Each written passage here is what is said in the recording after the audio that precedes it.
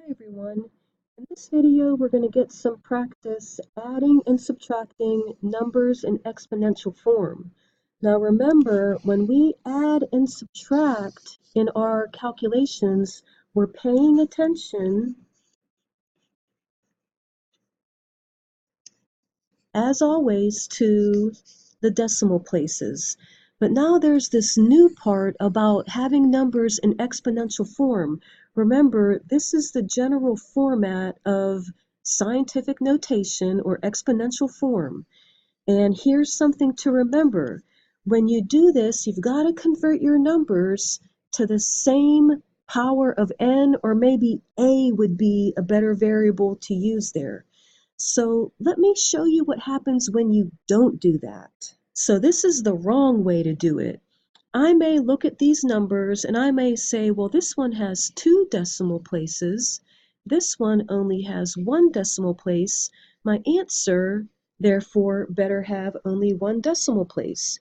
And when I do this arithmetic on my calculator, I get 5.07 times 10 to the 4th, but since I only need 1 decimal place, I would call that 5.1 times 10 to the 4th, which would be completely wrong because you haven't converted these exponents to the same power.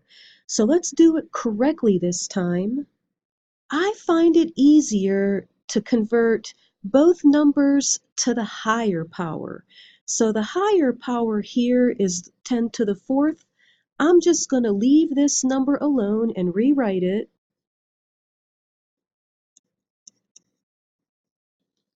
And this is the number that I'm going to convert to 10 to the 4th. So how can I express this number to 10 to the 4th? Well, to get from 10 to the 3rd to 10 to the 4th, that's multiplying by 10. So that means I would have to divide this part of the number by 10. That's 0.78.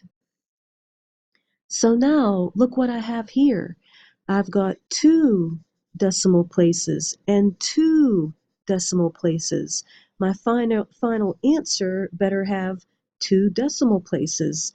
So if I just bring down this 10 to the 4th and I do the arithmetic here, I get 5.07, which has 2 decimal places. This is the final answer.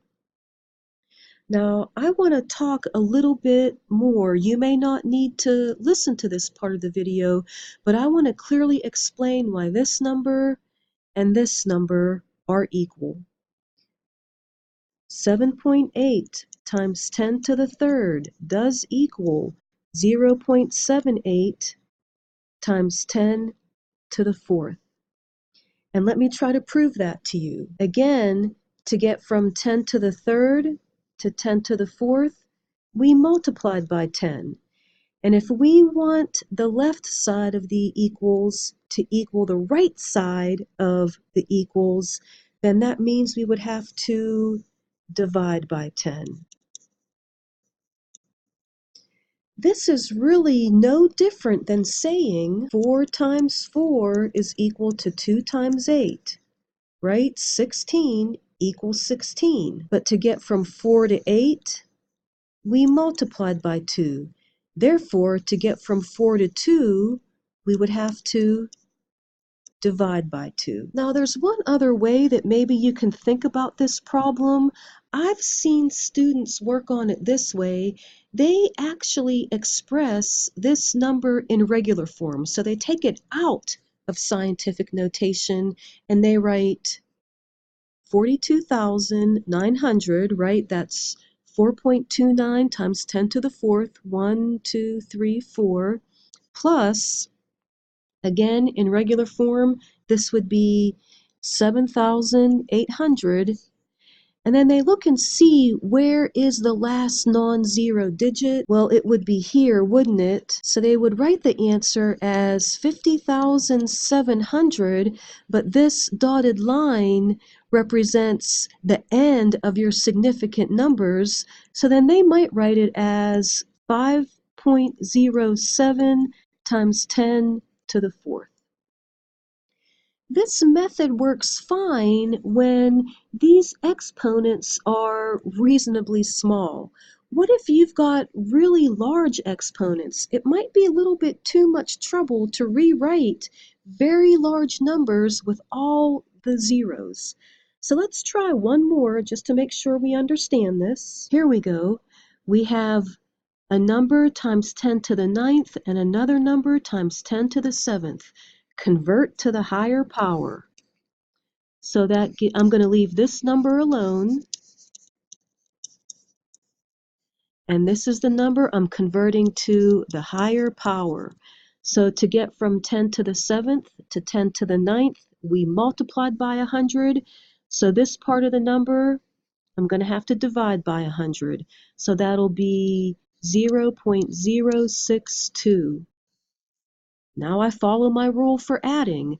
I've got 3 decimal places here, 3 decimal places here.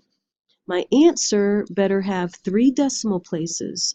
So I'll just bring down this exponent and I'll add these numbers as usual on my calculator, and I'm getting 7.957 times 10 to the 9th. That's the final answer. So I hope you practice doing some of these on your own. Thanks for listening.